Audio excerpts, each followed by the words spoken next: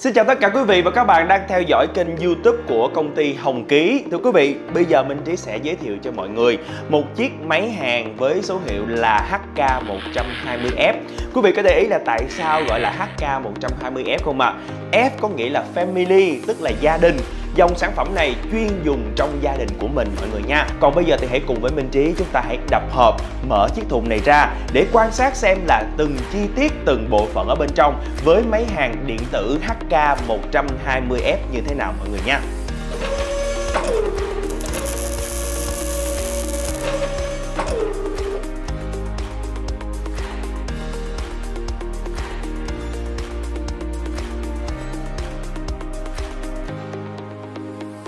Như quý vị có thể thấy là ở bên trong chiếc thùng cạc tông thì máy Hàn điện tử HK120F còn có thêm là một chiếc vali rất là gọn nhẹ để giúp cho quý vị là chúng ta mang đi ở bất kỳ mọi lúc mọi nơi và cất giữ cũng rất là gọn gàng ở bên trong không gian sống gia đình của mình.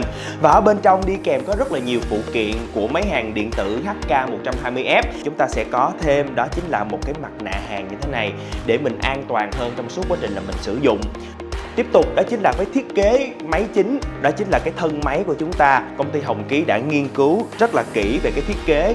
Nó phải gọn nhẹ nhưng đáp ứng được cái nhu cầu sử dụng khi mà mình hàn ở bên trong gia đình của mình.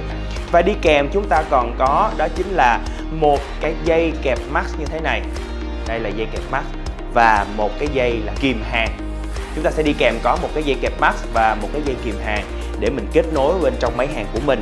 Và quý vị đừng quên là chúng ta còn có thêm đó chính là một búa cạo sỉ nữa, để sau khi quý vị đã hàn xong rồi chúng ta có thể là vệ sinh mối hàn để giúp cho mối hàn được đều và đẹp hơn. Đi kèm với dòng sản phẩm này chúng ta còn có đó chính là một phiếu bảo hành trong vòng 12 tháng và đi kèm nữa đó chính là một cái quyển sổ hướng dẫn sử dụng. Trong suốt là quá trình quý vị sở hữu chiếc máy này về nhà, mình có thể là tham khảo về cái hướng dẫn sử dụng ở bên trong để sử dụng một cách an toàn và hiệu quả hơn. Còn bây giờ thì hãy cùng với Minh Trí chúng ta sẽ bắt đầu lắp ráp từng phụ kiện chi tiết bên trong máy hàn điện tử HK120F để bắt đầu công việc hàn quý vị nha.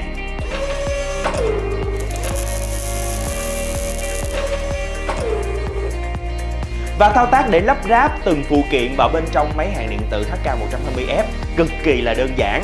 Đầu tiên thì quý vị và các bạn phải lưu ý là chúng ta sẽ kết nối với lại dây kìm hàn vào cực dương của chiếc máy này bằng cách là quý vị và các bạn có thể là vặn theo chiều kim đồng hồ và siết thật chặt vào bên trong như thế này. Đây, chúng ta sẽ kết nối vào bên trong là cực dương như thế này.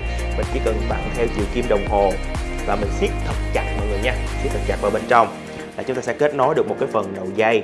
Tiếp nối là chúng ta sẽ kết nối với lại dây kẹp mắt vào cực âm của nguồn đầu ra.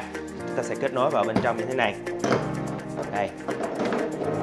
Sau khi đã lắp ráp xong thì chúng ta phải lưu ý là mình kết nối với cái phích điện vào nguồn điện ở bên trong gia đình của mình. Với cái thiết kế phích điện, dây điện rất là dày dặn và chắc chắn để trong suốt quá trình là mình hàn nó an toàn hơn. Kết nối vào bên trong nguồn điện và quý vị lưu ý là mình chuyển sang, bật sang cái chế độ on để chúng ta sẽ bắt đầu với công việc hàn ở bên trong gia đình của mình. Có thể là hàn những cái vật dụng inox hay là phải hàn những cái vật dụng sắt ở bên trong nhà của mình.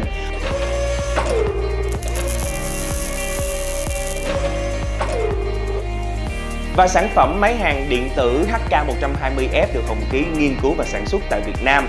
Máy hàn này sử dụng dòng điện một pha 220V, công suất đầu vào là 5.2 kVA và 3.5 kW.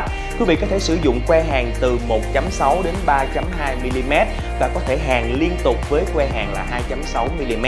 Dòng hàn thực là 120A.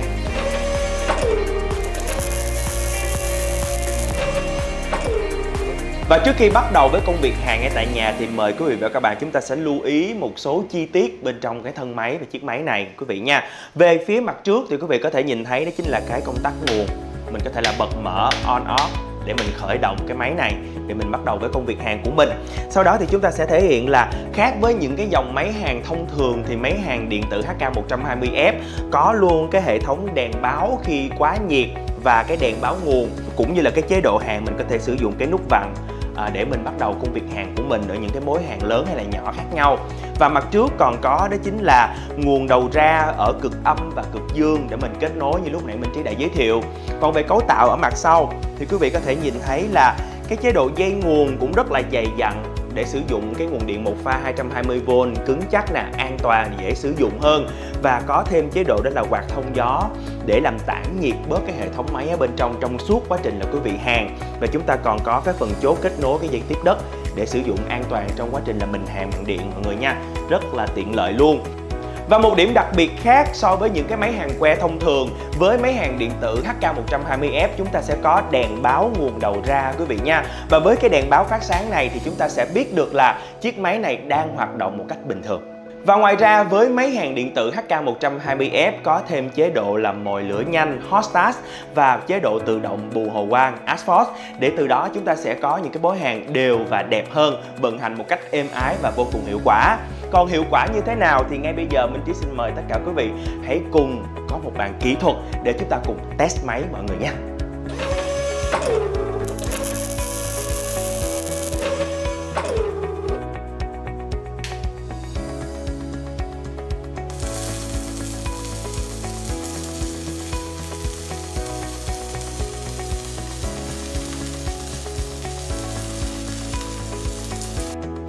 Vừa rồi thì nhân viên kỹ thuật của Hồng Ký đã giúp cho quý vị và các bạn chúng ta test được chiếc máy hàn điện tử HK120F. Quý vị có thể thấy chiếc máy hàn này hoạt động rất là êm ái và đặc biệt là mối hàn đều và đẹp hơn. Đừng quên đi kèm chúng ta có phụ kiện đó là búa cào xỉ để mình vệ sinh mối hàn, đem lại mối hàn được thẩm mỹ và đẹp hơn của mọi người nha. Rất là tiện lợi đúng không ạ? Nếu như quý vị đang có nhu cầu hàn những cái vật dụng đồ nội thất bên trong gia đình của mình với chất liệu là ghế inox, cửa sắt, cửa sổ bằng inox hay là bằng sắt, chúng ta hãy sở hữu ngay chiếc máy hàn điện tử HK120F của Hồng Ký bằng cách quý vị có thể để lại thông tin, địa chỉ, số điện thoại vào comment bên dưới, hoặc là liên hệ với đại lý Hồng Ký trên toàn quốc để được giao hàng tận nhà. Còn nếu như quý vị thấy là video này thật sự hữu ích thì hãy nhấn like và subscribe vào kênh YouTube của Hồng Ký mọi người nha. Còn bây giờ thì Minh Trí xin chào tạm biệt và hẹn gặp lại.